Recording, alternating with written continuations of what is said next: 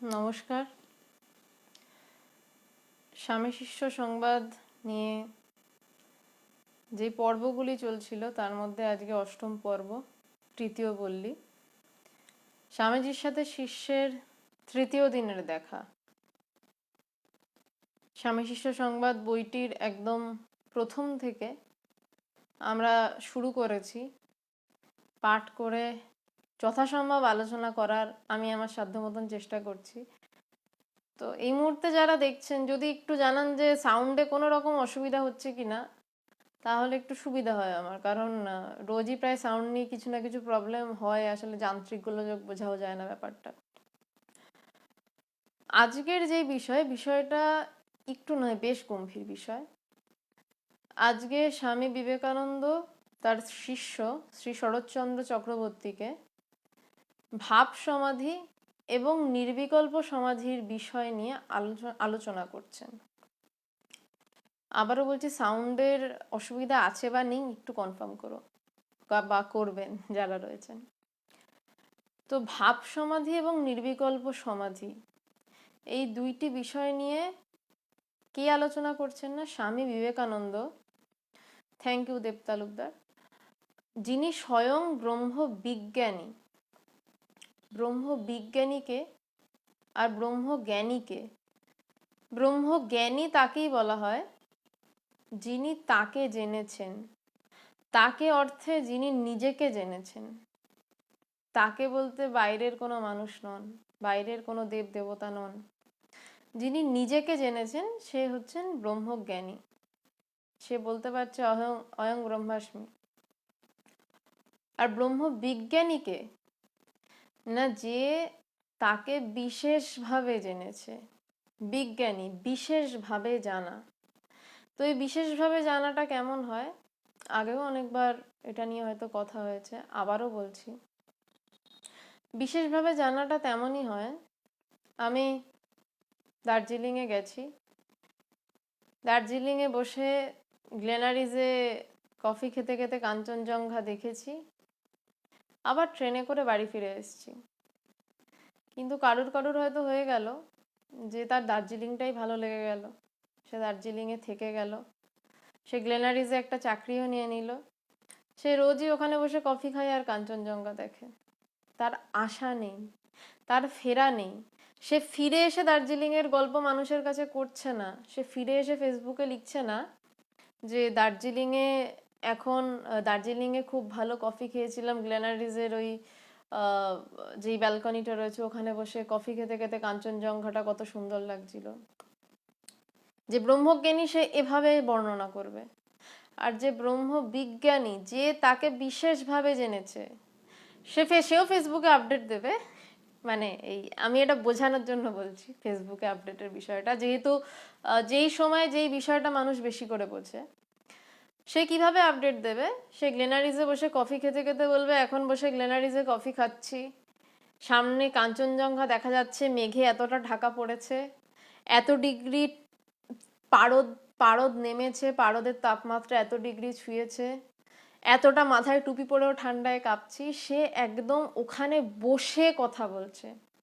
যিনি সেই জায়গায় বসে থাকেন এবং কখনোই সেই জায়গা থেকে বিচ্যুত হন না, তিনি ব্রহ্মবিজ্ঞানী। তিনি তাকে বিশেষভাবে জেনেছেন। যেমন বলছে, পুকুরের পাড়ে যখন রোজ বসে থাকে কেউ, মাছ ধরে, পুকুরের পাড়ের বসে রোজ মাছ ধরে, ছিপ ফেলে মাছ ধরছে, রোজ বসে থাকছে এবং সে বসেই থাকছে, তার লক্ষ্য কিনা সে মাছ ধরবে, ওই ফাতনাটার দিকে তাকিয়ে শুধু বসে রয়েছে। বলছে সে কিন্তু ওই পুকুরের আশেপাশে সাপ আছে কিনা, পুকুরে কেমন মাছ রয়েছে, রুই মাছ কত বড় আছে, ছোট মাছ কতটা রয়েছে, তার একটা ধারণা তৈরি হয়ে যায়। সে পুকুরটার সম্পর্কে বিশেষভাবে জানে, যে রোজ পুকুরে মাছ ধরতে যায়। আর যে মাঝে সাঝে এক আধ দিন যায়, সে অতটা জানে না, সে শুধু এই ছিপটা ফেলে বসে থাকে, সে জানে কিছু না কিছু হয়তো উঠবে। তো এটাই হচ্ছে ব্রহ্মজ্ঞানী এবং ব্রহ্মবিজ্ঞানীর তফাৎ। ব্রহ্মজ্ঞানী যে আমি জানলাম আমি নিজেকে, কিন্তু তারপর আবার আমি সেই স্তর থেকে নেমে এলাম আরেক জায়গায়। মানে আরেক জায়গায় মানে অ্যাকচুয়ালি কথাটা ভুল, মানে ভুল বলতে কি, যা কথা বলছি সবই ভুল। মানে শাস্ত্র বলতে যা বলা হয়েছে, যা বোঝানোর চেষ্টা করা হয়েছে, আসলে ওই চেষ্টাটুকুই করা হয়েছে। কিন্তু আসল জায়গায় যখন যাওয়া যায়, তার কৃপায় আসল জায়গার দরজা যখন খোলে, তখন আসলে বোঝা যায় যে শাস্ত্রে যা বোঝানোর চেষ্টা করা হয়েছে সবই ওই যেন যেন বোঝানোর চেষ্টা করা হয়েছে, বলার জন্য বলা। আসলে এই বলার সাথে সেই জায়গার প্রায় কোনো মানে মানে কোনো মিলই নেই, তাহলে তো তাকে বোঝানো হয়ে যেত। ওই আবছা আবছা বোঝানোর চেষ্টা করা হয়েছে। তো যিনি বিশেষভাবে ব্রহ্মকে জেনেছেন তেমন একজন স্বামী বিবেকানন্দ। এবং ব্রহ্মকে বিশেষভাবে তখনই জানা যায় যার নির্বিকল্প সমাধি হয়। ভাব সমাধি আজকে আলোচনা করেছেন স্বামী বিবেকানন্দ, ভাব সমাধি এবং নির্বিকল্প সমাধি, এই দুটো বিষয় নিয়ে। ভাব সমাধি হচ্ছে একদম আধ্যাত্মিক স্তরের প্রথম দিকের কথা, চতুর্থ ভূমির সমাধি যাকে বলা হচ্ছে। ঠাকুর বলছেন যা চতুর্থ ভূমির সমাধি হয়েছে সেও মুক্ত। চতুর্থ ভূমির সমাধিতে দর্শন হয়, কৃষ্ণকে দেখতে পায় মানুষ, কালী ঠাকুরকে দেখতে পায়, বিভিন্ন দর্শন হতে পারে তার, মহাদেবকে দেখছে। একে বলা হচ্ছে ভাব সমাধি, একদম শুরুর দিকের কথা। এবং তারপর স্বামী দিয়ে আলোচনা করলেন নির্বিকল্প সমাধি নিয়ে। নির্বিকল্প, যেখানে কোনো দ্বিতীয় কিছু নেই, যেখানে বিকল্প কোনো কিছু কথাবার্তা নেই, যেখানে শুধু একের কথা রয়েছে। সবিকল্প এর এই দুটোর মাঝে আর একটি যে সমাধির কথা বলা হয় সেটা সবিকল্প সমাধি। বলছে ভাব সমাধি, সবিকল্প সমাধি, নির্বিকল্প সমাধি, স্টেপ বাই স্টেপ। কোনো কোনো সাধক একেবারে সেই নির্বিকল্প সমাধিতে পৌঁছান, খুব বিরল সাধক, কেবলমাত্র অবতার পুরুষেরাই পারেন। আর বাকিরাও পৌঁছান, কিন্তু স্টেপ বাই স্টেপ। ভাব সমাধি হলো, তারপর আরো সাধনা করতে করতে সবিকল্প। সবিকল্প মানে যেখানে বিকল্প রয়েছে, যেখানে এক ছাড়াও দুইয়ের একটা যেন অস্তিত্ব আছে। কিন্তু নির্বিকল্প সমাধিতে সব উড়ে উড়ে গেল, কিচ্ছু নেই। তো স্বামী বিবেকানন্দ সেই রকমই একজন নির্বিকল্প সমাধিবান পুরুষ, জ্ঞানী বিজ্ঞানী পুরুষ। তো এই সবিকল্প এবং নির্বিকল্প সমাধির পার্থক্য বোঝাতে গিয়ে আমার গুরুদেব ভগবান একটা খুব সুন্দর কথা বলেছিলেন। তো বলছেন যে একটা বালতি, একদম পরিষ্কার একটা বালতির জল, এবং জলটা শান্ত, এই নয় যে জলটা খুব মানে মানে জলটাকে নাড়ানো হয়েছে, জলটা শান্ত, এবং বালতির নিচে একটা কয়েন পড়ে রয়েছে। কয়েন ন্যাচারালি চকচক করবে। তো বলছেন যে যে তুই যখন বালতিটার ভিতর দিয়ে কয়েনটাকে দেখবি, ওই জলের ভিতর দিয়ে কয়েনটাকে দেখবি, জলটাও আছে কিন্তু কয়েনটাকে স্পষ্ট দেখতে পাচ্ছিস, কিন্তু জলটারও উপস্থিতি রয়েছে। তো সেটা সবিকল্প সমাধি। কারণ জলেরও উপস্থিতি রয়েছে, কিন্তু কয়েনটার উপস্থিতিও আমার কাছে স্পষ্ট, যে হ্যাঁ কয়েনটাও রয়েছে। তার মানে আমার কাছে ব্রহ্মের উপস্থিতি স্পষ্ট, আমার কাছে ব্রহ্মবোধ স্পষ্ট, কিন্তু তারপরে ওই জলের ব্যাপার রয়েছে, ওই দ্বিতীয় একটা কিছু রয়েছে। বলছে সেটা সবিকল্প সমাধি। আর বলছে নির্বিকল্প সমাধি কি, বলছে ওই বালতিটা তুলে জলগুলোকে ফেলে দে বাইরে পুরো, ওই শুধু তারপর শুধু কয়েনটা পড়ে থাকছে, ওটাই নির্বিকল্প সমাধি। বলছে যখন আর কিচ্ছু নেই, শুধু কয়েন পড়ে, ওই নির্বিকল্প, ওই এক এক পড়ে রয়েছে। ঠাকুর শ্রীরামকৃষ্ণ দেব দারুণ ব্যাখ্যা করেছিলেন একটা। বলছেন যে হ্যারিকেন দেখেছিস, হ্যারিকেনের মধ্যে আগুনের শিখা জ্বলছে, ওই আগুনের শিখাটাকে দেখা যাচ্ছে কিন্তু শিখাটাকে ছোঁয়া যাচ্ছে না, কিন্তু শিখা আছে, শিখা রয়েছে, শিখার আলোতে ঘরটাও আলোকিত হচ্ছে, কিন্তু হ্যারিকেনের কাজটা রয়েছে। বলছে এই সবিকল্প সমাধি। তো বলছে নির্বিকল্প সমাধি কি না, কাজটা তুলে নে, তখন আগুনে হাত দেওয়া যাবে, হাত পুড়বে, জ্ঞানেও পড়ে, সব সব পড়ে, কিন্তু তখন নির্বিকল্প সমাধি। তো এই হচ্ছে ভাব সমাধি, যেখানে দর্শন হচ্ছে, যেখানে দেখা যাচ্ছে। এই হচ্ছে সবিকল্প সমাধি, যেখানে ব্রহ্ম পরিষ্কার, আমি আছি এই বোধ পরিষ্কার, কিন্তু তারপরেও কিছু একটা রয়েছে, ঠিক যেন পুরো ক্লিয়ার নয়, ওই জলটা রয়েছে, ওই হ্যারিকেনের কাঁচটা রয়েছে, আগুনটাও রয়েছে, কিন্তু হ্যারিকেনের কাঁচও রয়েছে। আর নির্বিকল্প সমাধি হচ্ছে যেখানে আর কিছুই থাকছে না, সব উড়ে যাচ্ছে, জলটা পুরো একদম বাইরে পড়ে যাচ্ছে, শুধু কয়েনটারই উপস্থিতি, ওই হ্যারিকেনের কাঁচও থাকছে না, শুধু আগুনের উপস্থিতি। এটার নাম নির্বিকল্প সমাধি। একটা রাফ আইডিয়া আমি আমার মতন করে দেওয়ার চেষ্টা করলাম। এবার আমি স্বামীজির সাথে শিষ্যের কি আলোচনা হয়েছিল সেই কথাতে ঢুকছি।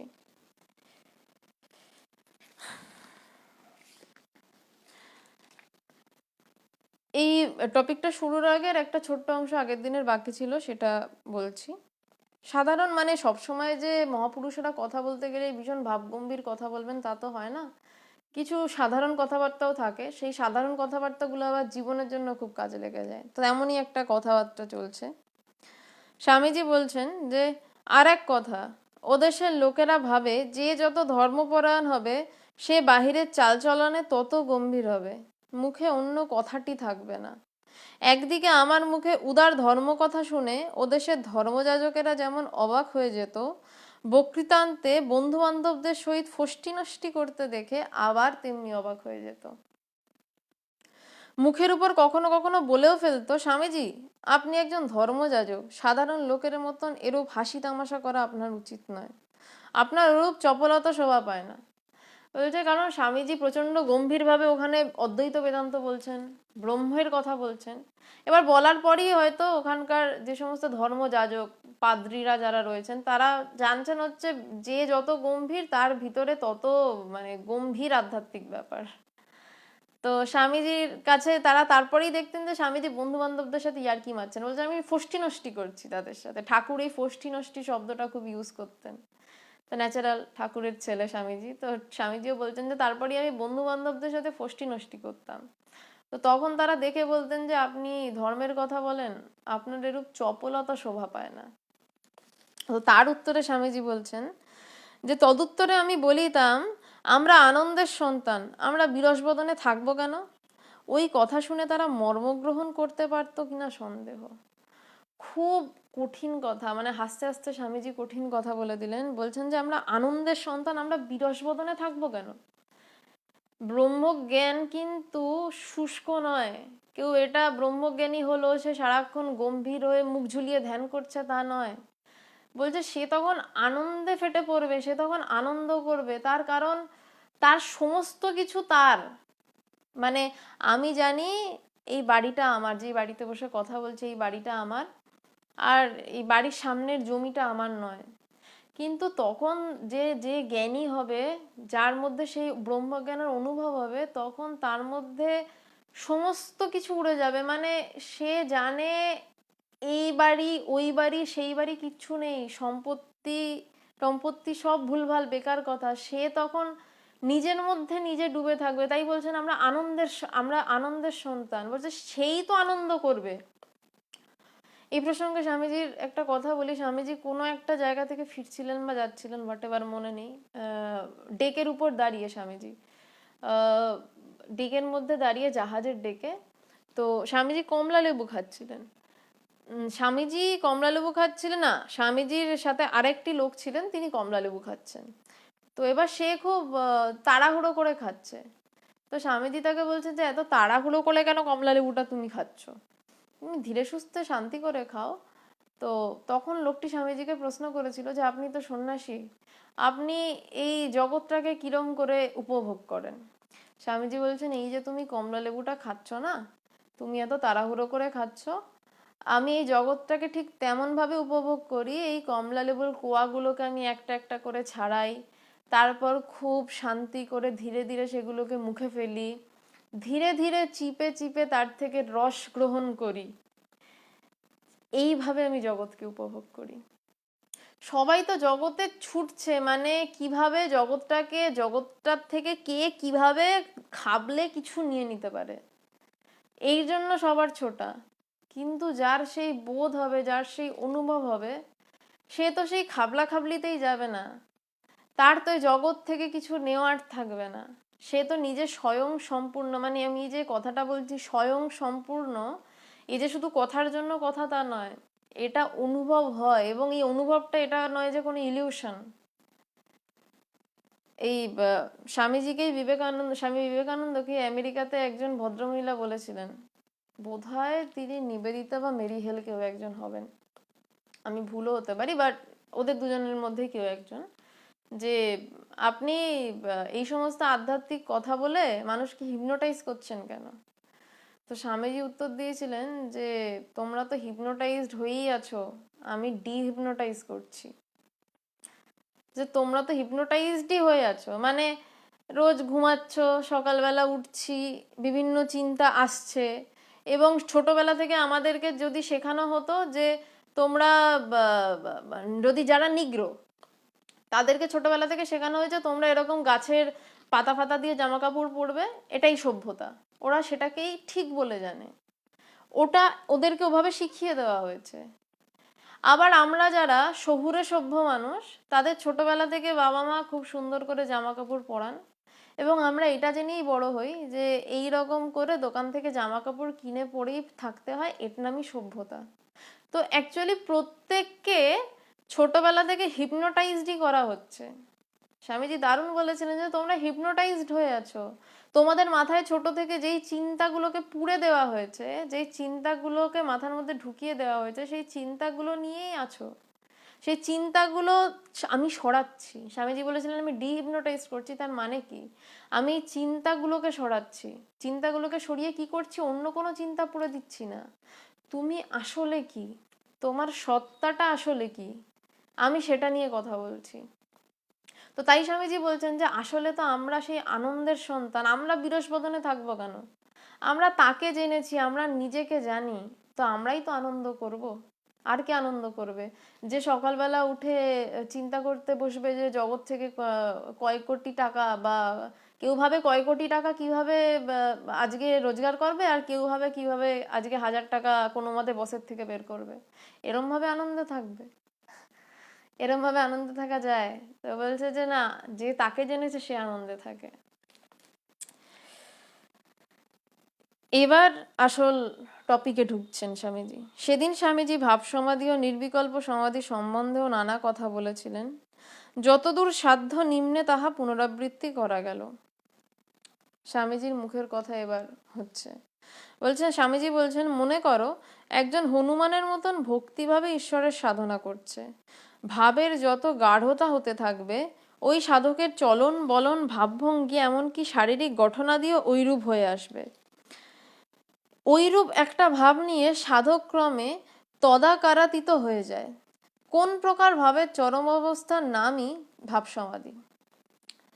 স্বামীজি ভাব সমাধির ব্যাখ্যাটা করলেন। বলছেন যে মনে করো একজন হনুমানের মতন ভক্তিভাবে সাধনা করছেন। সে নিজেকে হনুমানের মতনই ভাবছে। বলছে সে ভাবের যত গাঢ়তা বাড়বে, তত সাধকের চলন বলনও সেরকম হয়ে যাবে। এটা যে শুধু বলছেন তা নয়, এটা কিন্তু হয়ও। মানে সারাক্ষণ যে শুধু হনুমানের কথা ভেবেই সাধনা করছে, বলছে তার চলাফেরাও হয়তো দেখা যাবে, সে মানে শুনতে হয়তো হাসি পেতে পারে, বলছে সে হয়তো দেখা যাবে 4 পায়ে চলছে, সে হনুমানের মতনই ব্যবহার করছে, কারণ তার ভিতরে আর দ্বিতীয় সত্তা তো নেই। আমরা জঙ্গলি বলে একটা সিনেমা বোধহয় দেখেছিলাম, অনেকেই দেখেছেন। বলছে যে ছোট থেকে সে ওই জঙ্গলের পশুদের মধ্যে বড় হয়েছে ছেলেটি।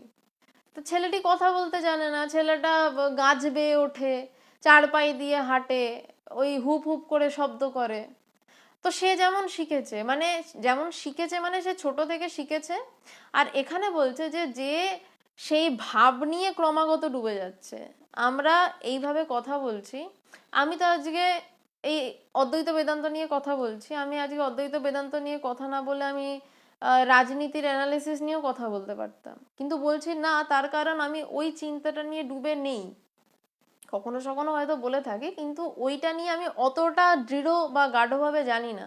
কিন্তু আমি এখন অদ্বৈত বেদান্ত নিয়ে তাও কিছুটা কথা বলতে পারছি, তার কারণ এই ভাবনা চিন্তা নিয়ে আমি ডুবে রয়েছি।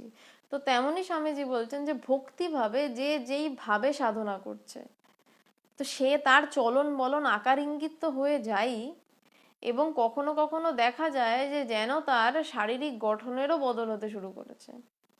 যেমন অঘোর সম্প্রদায়ের যারা সাধকেরা রয়েছেন, যারা শিবের উপাসক মূলত, তারা সারাক্ষণ দেখবেন মাথায় জটা, হাতে ত্রিশূল, গায়ে ছাই ভস্য মেখে ঘুরছে, এবং তাদের ভাবসাবও যেন ওই রকম শ্মশানে পড়ে রয়েছে, একটা মানে শিবের মতন তেজিয়ান ভাব। তো বলছে যার চিন্তা করবে তেমনই হয়ে যায়। ওইরূপ একটা ভাব নিয়ে সাধক ক্রমে তদাকারাতীত হয়ে যায়। বলছে যে ওইরূপ ভাব নিয়ে সাধক ক্রমে, একদিনে হয় না ঘটনাটা। আমি কোনো একটা বিষয় নিয়ে ডুবে আছি ডুবে আছি ডুবে আছি ডুবে আছি করতে করতে তদাকারাতীত, মানে তেমনই হয়ে যাচ্ছে সাধক। সাধকের আর অন্য কিছু নেই। সাধক, এটা ভাব সমাধির কথা বলছেন স্বামীজি। যেমন যারা গোপী ভাবের সাধনা করেন, এটা বেশিরভাগ দেখতে পাওয়া যায়। তাদের, হয়তো যারা ছেলেরাও, তাদের চলাফেরাও অনেকটা মেয়েদের মতন, মানে কারণ তারা নিজেদেরকে কৃষ্ণের সখা ভাবছে, তো তাদের চলন বলন ওই রকম হয়ে যায়। তো বলছে যে ভাবনা করতে করতে তেমন হয়ে যায়, বলছে যা ভাববে তাই হবে।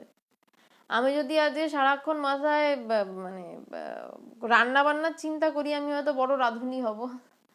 আমি আবার যদি মাথায় সারাক্ষণ ব্রহ্মের চিন্তা করি, তো হয়তো কখনো ব্রহ্মজ্ঞানী হয়ে যাব। তো ঠাকুর বলছেন মনেতেই বদ্ধ মনেতেই মুক্ত। তো আফটার অল আমরা সবকিছু মনটা দিয়েই করি। তো মনে যদি অদ্বৈতবাদের চিন্তা করি তাহলে অদ্বৈতবাদী হব, যদি দ্বৈতবাদের চিন্তা করি দ্বৈতবাদী হব।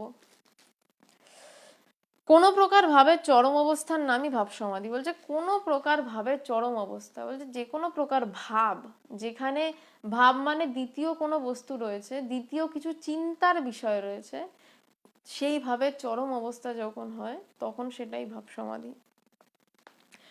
এবার স্বামীজি নির্বিকল্প সমাধি ব্যাখ্যা করছেন, বলছেন আর আমি দেহ নই, মন নই, বুদ্ধি নই, এই রূপে নেতি নেতি করতে করতে জ্ঞানী সাধক চিন্মাত্র সত্তায় অবস্থিত হলে নির্বিকল্প সমাধি লাভ হয়। আর আমি দেহ নই, মন নই, বুদ্ধি নই, এইরূপ নেতি নেতি করতে করতে জ্ঞানী সাধক চিন্মাত্র সত্তায় অবস্থিত হলে, চিন্মাত্র সত্তায় মানে সেই চিন্ময়, সেই একমাত্র সত্তায় অবস্থিত। কিভাবে না, একটা একটা করে খোলস ছাড়তে হয়, এটাকে নেতি নেতির সাধনা বলা হয়। দু রকমের সাধনা হয়, একটা ইতি ইতি সাধনা আর একটা নেতি নেতি সাধনা। ইতি ইতি সাধনাটা কেমন হয়, আমি মন, আমি বুদ্ধি, আমি চিত্ত, আমি চৈতন্য, সমস্তটাকে আমি অ্যাকসেপ্ট করছি, এবং আমি এই সমস্ত কিছু মানে এই বিশ্ব ব্রহ্মাণ্ড দেবতা সমস্ত কিছুকে অ্যাকসেপ্ট করছি, যেটা দ্বৈতভাবের সাধনা। দ্বৈতভাবের সাধনা হয় ইতি ইতি, মানে বলছে যে তিনি চতুর্বিংশতি তত্ত্ব হয়েছেন। মানে আমি যদি কৃষ্ণকে ভালোবাসি, আমি বলবো যে আমি সমস্ত কিছুকে কৃষ্ণময় দেখছি, আমি আমাকেও কৃষ্ণময় দেখছি, এটা হচ্ছে ইতি ইতি সাধনা। আর নেতি নেতি সাধনা হচ্ছে যে সবকিছু ওড়াও, কাটো, কেটে মানে কেটে একদম ফেলে দাও, নির্মম ভাবে ওড়াও। আমি প্রথম মানে শুরুই হচ্ছে আমি আমি আমি দেহ নই দিয়ে শুরু হয়, আমি দেহ নই, দেহ নই। তো আগে অনেকবার ডিসকাশন হয়েছে, তাও শর্টে একবার বলছি, দেহ নই পরিষ্কার বোঝা যায় আমি ডিপ স্লিপে গেলে, তখন কোথায় আমার দেহ, আমার পাশে তখন একটা ছেলে শুয়ে আছে না একটা মেয়ে শুয়ে আছে, আমি ডিপ স্লিপে বুঝতে পারি নাকি যে আমার পাশে কে শুয়ে আছে? ডিপ স্লিপে আমার কোনো ধারণা থাকে যে আমি কোথায় শুয়ে আছি? পাশে ছেলে শুয়ে না পাশে মেয়ে শুয়ে, তো ওই ঘুম থেকে ওঠার পরে মাথায় চাগার দেয় যে পাশে ছেলে শুয়ে না মেয়ে শুয়ে, আমি কোথায় শুয়ে। তো প্রথমে গেল আমি দেহ নই, সহজ হিসাবে বোঝা গেল। আমি মন নই, কারণ আমার মন প্রত্যেক মুহূর্তে চেঞ্জেবল। এবং আবার ওই উদাহরণটাই ফিরি, যে যখন আমি ডিপ স্লিপে থাকি তখন আমার মন কই যে আমি চিন্তা করব আমি কোথায় আছি। যেই মুহূর্তে জেগে উঠলাম, যেই মুহূর্তে আমার বডির সাথে আমার মনের কানেকশন হলো, সেই মুহূর্তে আমার প্রশ্ন হলো আমি কোথায়, আমি হোটেলে শুয়ে না আমি আমার বাড়িতে শুয়ে। এরপর হচ্ছে বুদ্ধি, তারপর আমি বুদ্ধি লাগাতে শুরু করি যে আমার বুদ্ধি, আমি তাহলে এখানে কেন আছি, আমি এখন বাড়িতে নেই কেন, এই বুদ্ধির একটা দোলাচল শুরু হচ্ছে। বলছে এই বুদ্ধিটাও এক্ষুনি আছে, পরক্ষণে হয়তো নেই। বলছে এই বুদ্ধিটাকে হটাও। এরপর চিত্ত, তারপর অহংকার। বলছে বুদ্ধিরও পারে আর একটা বিষয় রয়েছে, সেটা চিত্ত, সেটার অনেক রকম ব্যাখ্যা রয়েছে, সেটাতে আর যাচ্ছি না। তারপরে অহংকার, যেটা হচ্ছে সারাক্ষণ এই সব কিছু যখন ছেড়ে যাচ্ছে, আমার দেহকে আমি একদম ছেটে সরাচ্ছি, মন সরাচ্ছি, বুদ্ধি সরাচ্ছি, চিত্ত সরাচ্ছি, তারপরেও যেটা থাকছে যে অহংকার। অহংকারটা কি না, আমি অহং মানে আমি, আমি যখন আকারিত হয় সেটাই অহংকার। আমি থেকে যখন আমার হচ্ছে সেটাই অহংকার। বলছে তখন এই অহংকারটা থাকে। এই প্রসঙ্গে স্বামীজির ওই গানটা মনে পড়লো। স্বামীজি ওই গানটি বিদেশে একদিন যখন স্বামীজির নির্বিকল্প সমাধিতে স্বামীজি ডুবে যান, উঠে স্বামীজি গানটা লিখেছিলেন, নাহি সূর্য নাহি জ্যোতি নাহি শশাঙ্ক সুন্দর, ভাসে ব্যোমে ছায়া সম ছবি বিশ্ব চরাচর। তারপর বলছেন যে আজকে যখন নির্বিকল্প সমাধি নিয়ে কথা হচ্ছে, গানটা নিয়ে একটু কথা হোক। বলছেন নাহি সূর্য মানে যখন আমি নিজেকে জানতে যাচ্ছি, তখন মানে ওই জ্যোতি টতি আর কিছু দেখা যায় না। অনেকে বলে না জ্যোতি দেখলাম বিশাল ছটা, বলছে তখন একমাত্র বিষয় আমি। যে নাহি সূর্য নাহি জ্যোতি নাহি শশাঙ্ক সুন্দর, বলছে কোনো সৌন্দর্য নেই। কুৎসিতের গল্প ছেড়ে দিন, সৌন্দর্য নেই। বলছে ভাসে ব্যোমে ছায়া সম ছবি বিশ্ব চরাচর। ভাসে বোমে কোথায়, মানে আকাশে ওরকম ভাবে ছবি ভাসছে না। বলছে তখন একমাত্র বিষয় আমি যখন নিজের দিকে তাকিয়ে রয়েছি, আমার কাছে যখন বাইরের বিষয় আর নেই, মানে বাইরের বিষয় নেই কেন বলছেন, প্রথম লাইনে শেষ, নাহি সূর্য নাহি জ্যোতি নাহি শশাঙ্ক সুন্দর ভাসে ব্যোমে, আমার ভিতরে বলছে যে সমস্ত চরাচর যেন একটা ছায়া ছায়া হয়ে ভাসছে, যেন জগৎ রয়েছে, ছবি বিশ্ব চরাচর, ছবি যেন ছবির মতন হয়ে রয়েছে। বলছে অস্ফুট মনো আকাশে জগত সংসার যেন ভাসে। অস্ফুট মনো আকাশে, মনটাও যেন পুরো পাওয়া যায় না। যখন আমি ক্রমাগত আমার চিন্তার দিকে তাকিয়ে থাকি, ক্রমাগত যখন আমি আমার মনের দিকে তাকিয়ে থাকি, তখন বলছে সেই মনটা যেন ঠিক ধরা যাচ্ছে না। বলছে অস্ফুট, বলছে যেন মনটায়, ওই মনটা অস্ফুট মনো আকাশে যে অস্ফুট মনো আকাশে ছায়া চড়া, মানে লাইনটা ভুলে গেলাম আমি। বলছে যেন ওই ছবিগুলো ভাসছে, জগত সংসারও ভাসে, কারেক্ট। যে অস্ফুট মনো আকাশে জগৎ সংসারটা ভাসছে বলছেন না, ভীষণ ভীষণ ইম্পর্টেন্ট এই প্রত্যেকটা কথা শব্দের স্বামীজির। বলছে জগত সংসারও যেন ভাসে, যেন ভাসছে, সত্য ভাসছে না কিন্তু। বলছে ওঠে ভাসে ডোবে পুনঃ, বলছে সেই যে যেন ভাসছে সেটাও যেন উঠছে, আবার ডুবে যাচ্ছে, আবার ভাসছে। ওঠে ভাসে ডোবে পুনঃ ছবি বিশ্ব চরাচর। বলছে যে এই যে সমস্ত ছবি ছবি সমস্ত কিছু, বলছে বারবার উঠছে ভাসছে ডুবছে আবার, মানে এইরকম চলতে থাকে। মানে স্বামীজি একটা জার্নির কথা বলছেন এই গানটা, ভীষণ ভীষণ ইম্পর্টেন্ট। নির্বিকল্প সমাধির জার্নি একটা গানটা। বলছে যে প্রথমে আমার কাছে তো সমস্ত নাহি সূর্য নাহি জ্যোতি নাহি শশাঙ্ক সুন্দর সব চলে গেল, তারপর আমার ভিতরে যেই মনটা, সেই মনটাও যেন অস্ফুট, যেন মনটাকেও আমি ধরতে পারছি না। সেখানে যেন জগৎ সংসার ভাসছে। প্রথমে প্রথমে হয় যেন জগৎ সংসার ভাসে, তারপর হয় যে ওই জগৎ সংসার যেন ডুবে যাচ্ছে। প্রথম মনে হয় ডুবছে আবার ভাসছে, একবারে কিন্তু ডোবে না, একবারে পুরো জগৎ সংসার ডুবে যায় না। বলছে ওঠে ভাসে ডোবে পুনঃ। তারপর একদম লাস্টের দিকে গিয়ে গানটা স্বামীজি বলছেন যে সে ধারাও বদ্ধ হলো শূন্যে শূন্য মিলাইল। বলছে সে ধারাও, বলছে এই যে ওঠে, মানে শেষে বলছেন বহে, মানে এই দুটো লাইনের আগে ছিল বহে মাত্র। আসলে গানটা আমার সামনে নেই, তো এই এত ডিপ কথা বলতে বলতে গানটা গুলিয়ে যাচ্ছে বারবার আমার কাছে।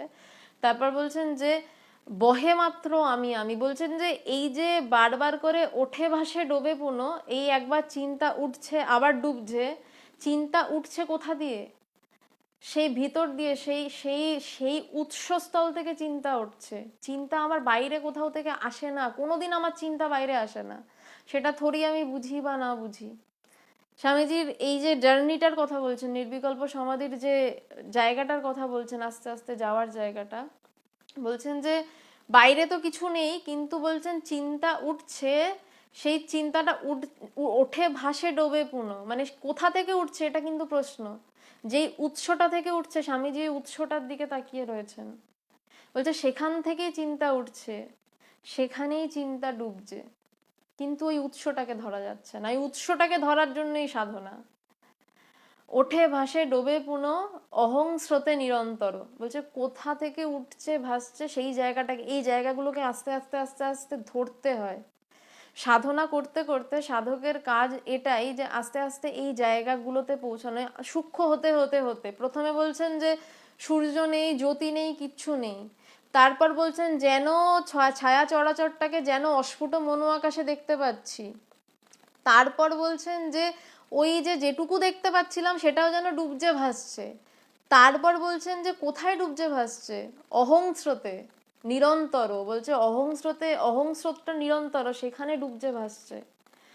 তারপর বলছেন বহে মাত্র আমি আমি, সেখানে আর কোনো চিন্তা নেই, আর কোনো ডোবা নেই, আর কোনো ভাষা নেই, কিচ্ছু নেই। বলছে তখন কি ভিতর থেকে শুধু একটাই বোধ উঠে আসছে, আমি, অহংকার, এই আমি আমি, এই শেষ দরজা। তারপর বলছে কোনো এক মুহূর্তে ওই কোন মাহেন্দ্রক্ষণ ওই আমি আমি মিলিয়ে যাবে কেউ জানে না। বলছে বহে মাত্র আমি আমি। তারপর বলছে সে ধারাও বদ্ধ হলো। বলছে ওই আমি আমি ধারাটাও আটকে গেল, শূন্যে শূন্য মিলাইলো। বলছে সেই এবার সে ধারাও বদ্ধ হলো, এবার শূন্যে শূন্য মিলাইলো, ওই অহংকারও সে শূন্যে শূন্য মিলাইলো। অবাং মানসা গোচরম, এবার আর কথা নেই, এবার কথা শেষ। এতক্ষণ অনেক বর্ণনা ছিল, কিন্তু যেই বলছেন যে সে ধারাও বদ্ধ হলো, শূন্যে শূন্য মিলাইলো, অবাং মানসা গোচরম, বোঝে প্রাণ বোঝে যার, এই শেষ। মানে আর আর কোনো কথা নেই, কথা নেই। ওই আমি বদ্ধ হলো, এবং সেই যে অবাং মানসা গোচরম, মানে অবাং মানসা গোচরম, যিনি বাক্য এবং মনের অতীত, যিনি বাক্য এবং মনের গোচর নন, যাকে বাক্য দিয়ে ব্যাখ্যা করা যায় না, যার কাছে মন পৌঁছাতে পারে না, যেখানে বুদ্ধি পৌঁছাতে গেলে বুদ্ধি ব্যর্থ হয়ে ফিরে আসে, সেই জায়গায় যখন পৌঁছায় বলছেন যে বোঝে প্রাণ বোঝে যার, যার হচ্ছে সেই বোঝে। তো এই নির্বিকল্প সমাধির কথা স্বামীজি ব্যাখ্যা করেছিলেন একটা গানে। তো শিষ্যকে বলছেন যে এই নেতি নেতি করতে করতে জ্ঞানী সাধক চিন্মাত্র সত্তায় অবস্থিত হলে নির্বিকল্প সমাধি লাভ হয়। বলছে এই যে নেতি নেতির কথাটা বললেন, এই গোটা গানটায় স্বামীজি নেতি নেতির কথা বলেছেন। তো আমার যতটা সাধ্য আমি চেষ্টা করলাম আর কি গানটা যতটা সম্ভব আমার সাধ্য অনুযায়ী বলার। বলছেন যে সেই করতে করতে গানি যখন চিন্মাত্র সত্তা, মানে সে চিন্ময় সত্তা, ওই যেই জায়গাটা বলছেন শূন্যে শূন্য মিলাইলো, ওই জায়গায় যখন জ্ঞানী পৌঁছাচ্ছে তখনই নির্বিকল্প সমাধি লাভ হয়। এক একটা ভাব নিয়ে সিদ্ধ হতে বা ওইভাবে চরম অবস্থায় পৌঁছতে কত জন্মের চেষ্টা লাগে।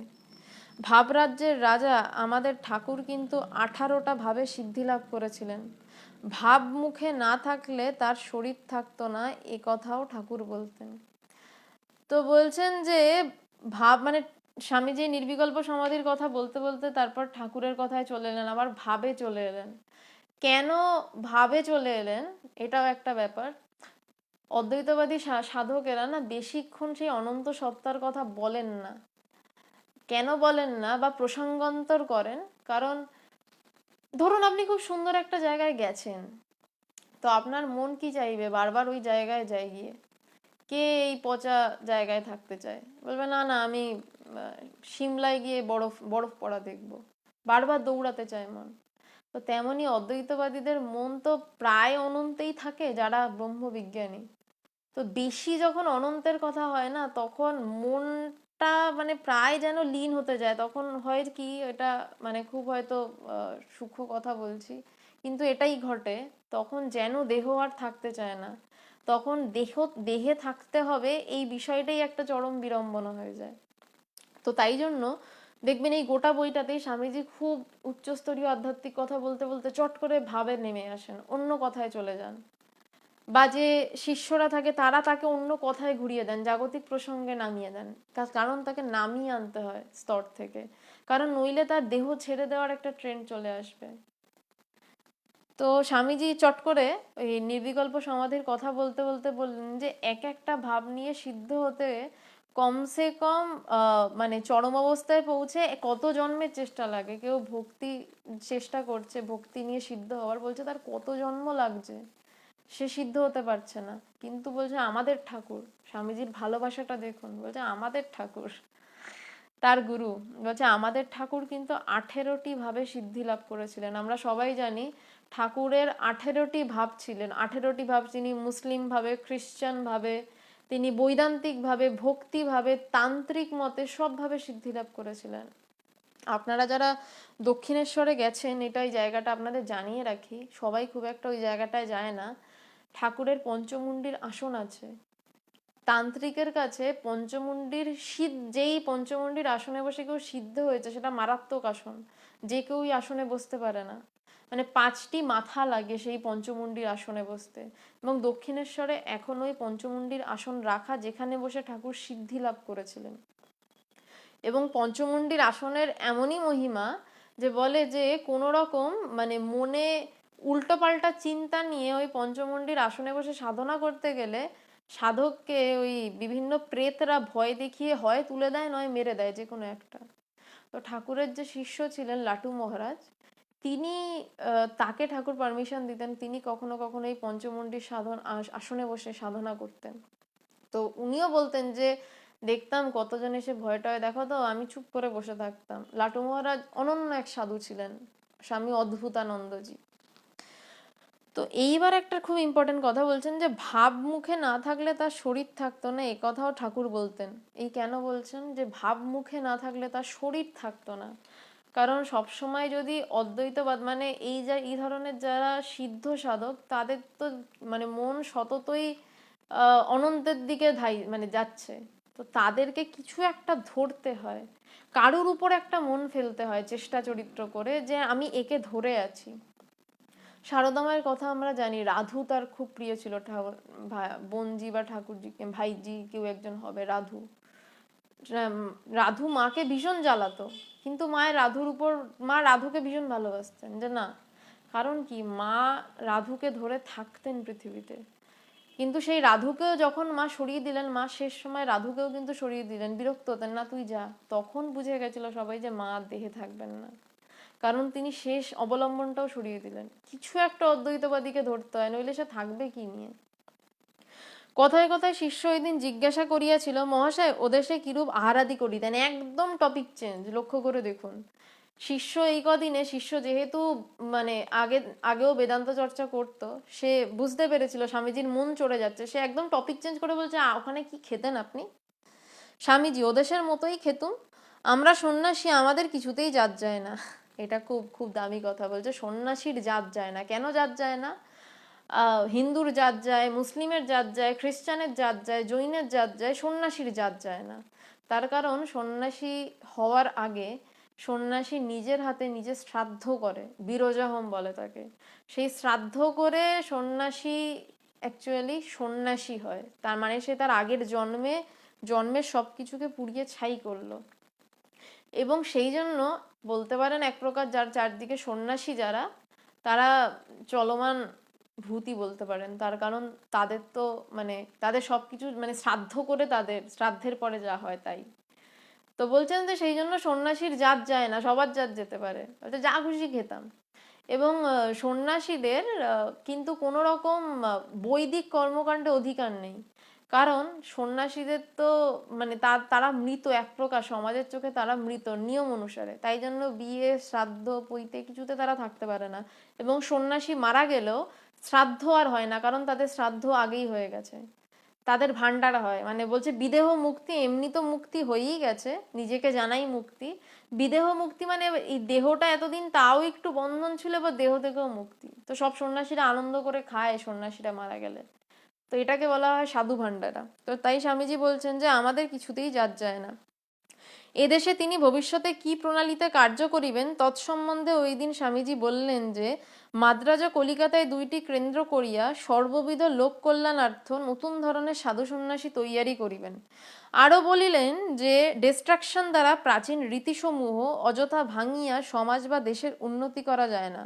সর্বকালে সর্বদিনে উন্নতি লাভ কনস্ট্রাকটিভ প্রসেসের দ্বারাই, অর্থাৎ প্রাচীন রীতি প্রভৃতিকে নতুনভাবে পরিবর্তিত করিয়াই গড়িয়া উঠিয়াছে।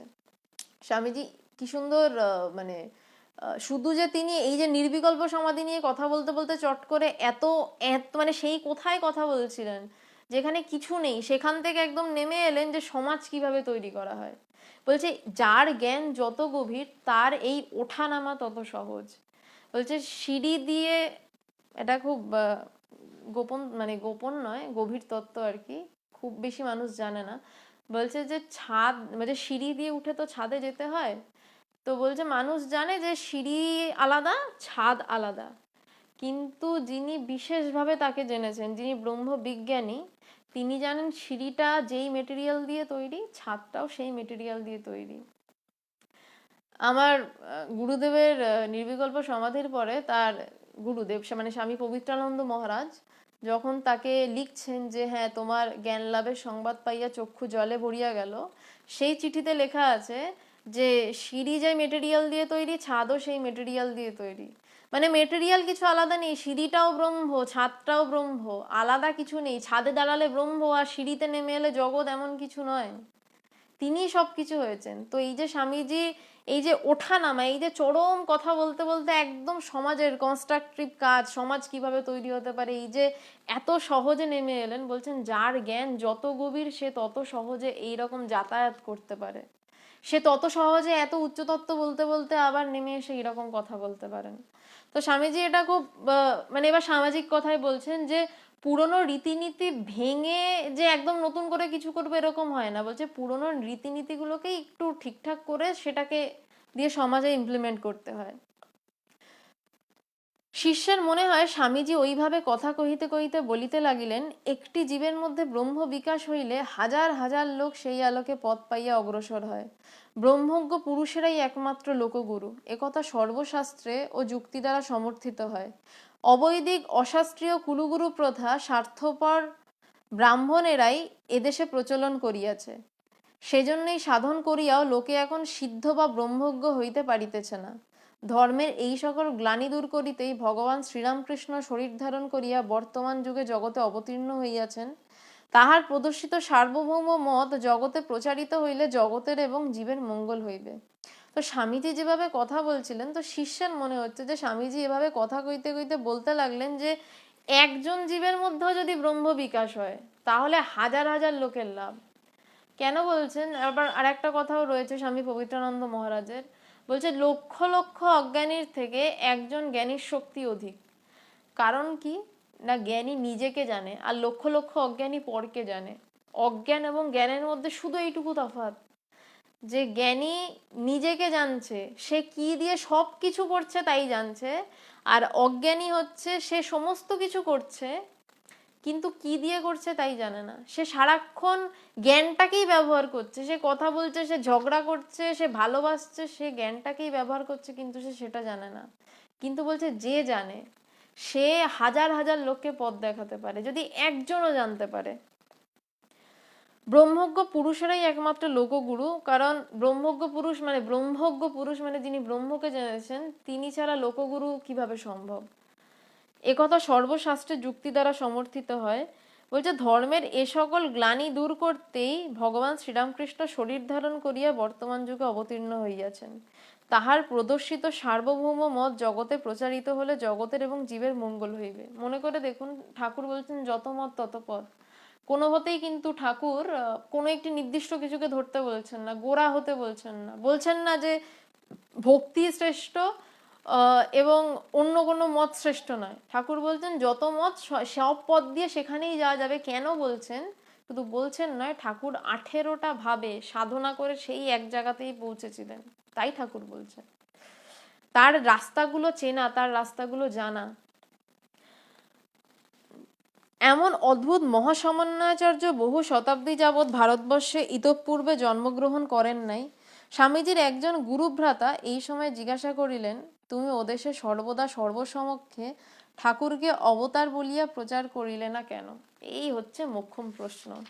স্বামীজি এতক্ষণ খুব দারুণ দারুণ কথা বলছিলেন। এবার যেই স্বামীজি ঠাকুরের কথা এলেন, তখন তার এক গুরু ভাই, স্বামীজির গুরু ভাইদের মধ্যে একটা ক্ষোভ ছিল যে এত কিছু করলেন স্বামীজি, কিন্তু ঠাকুরকে অবতার বলে কেন প্রচার করলেন না? তো প্রশ্নটা করেই বসেছেন যে তুমি ওদেশে সর্বদা সর্বদা মানে সবসময় সর্বসমক্ষে ঠাকুরকে অবতার বলে কেন প্রচার করলে না? তুমি তো বুঝেছিলে, মানে বলছে তুমি তো জানো ঠাকুর অবতার, তুমি বললে না কেন সবসময়?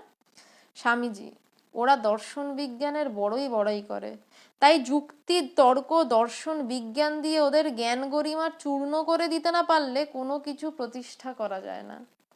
তর্কে খেই হারিয়ে যারা যথার্থ তত্ত্বান্বেষী হয়ে আমার কাছে আসতো, ওদের কাছে ঠাকুরের কথা কইতুম। নতুবা একেবারে অবতারবাদের কথা বললে ওরা বলতো, ও আর তুমি নতুন কি বলছো, আমাদের প্রভু ঈশাই তো রয়েছেন। এখানেই স্বামীজির সাথে অন্যদের তফাৎ। অন্যদের খালি চিন্তা কি না, ঠাকুর অবতার এটাকে বোঝাতেই হবে, গাতিয়ে মাথায় জোর করে ঢোকাতে হবে, তুমি এত কিছু করলে এটা বললে না কেন। কিন্তু যে কাজ করে সে জানে, যে কথা বলে, যে মানুষের সাথে ডিল করে সে জানে। স্বামীজি জানেন যে চট করে যদি আমি ওদেরকে বলি যে ঠাকুর অবতার কেন মানবে, কার ঠাকুর, কোথাকার ঠাকুর, সে আমার ঠাকুর, আমি তাকে দেখেছি সামনে মানে সমাধিস্থ হতে, কিন্তু আমার এই বিদেশের লোকটা কি দেখেছে ঠাকুরকে সমাধিস্থ হতে? সে কি দেখেছে ঠাকুর বলছেন যে তোমাদের চৈতন্য হোক, মানুষ লুটিয়ে পড়ছে? দেখেনি তো। তো তাই স্বামীজি বলছেন যে ওরা দর্শন বিজ্ঞানের বড় গরিমা করে। তো কাউকে যদি আমি বোঝাতে চাই যে আমার গুরু কি, তাকে তো জোর করলে হবে না যে তোমাকে মানতেই হবে আমার গুরু অবতার। সেটা আমি বুঝতে পারি, হয়তো বা বুঝলাম যে তিনি অবতার। বলছে তাকে কিভাবে বোঝাতে হবে, বলছে তার যেটা ভালো পয়েন্ট, মানে সে যেটাতে দর, সে যেটা জানে, বলছে আগে যুক্তি তর্ক করে তাকে ডাউন করো। যুক্তি তর্ক করে ডাউন করো ইন দ্য সেন্স জোর করে নয়, তুমি এটা বোঝাও যে তুমি গুরুর থেকে কি শিখেছো। বলছে যুক্তি তর্ক দর্শন বিজ্ঞান দিয়ে ওদের জ্ঞান গরিমা চূর্ণ করে না দিতে পারলে, এটা সত্যি কথাই, আমি যদি তার জ্ঞানের থেকে বেশি কিছু না দিতে পারি, সে আমাকে কেন মানবে? আমার কাছে এটা তো বোঝাতে হবে যে তুমি যা জানো তার থেকেও বেশি কিছু আমার কাছে আছে, এবং সেটা আমার গুরু আমাকে শিখিয়েছেন। তো বলছে যে আমাকে তাদের যুক্তি তর্ক দিয়ে আগে তাদের সমস্ত কিছু জ্ঞান গরিমাকে চূর্ণ করতে হবে। বলছে তারপর যারা চূর্ণ হওয়ার পর কিছু মানুষ থাকবে যারা এসে জিজ্ঞাসা করবে যে তুমি এত কিছু জানলে কোথা থেকে, বলছে তখন আমি তাদেরকে যদি ঠাকুরের কথা বলি তখন তারা মানবেন।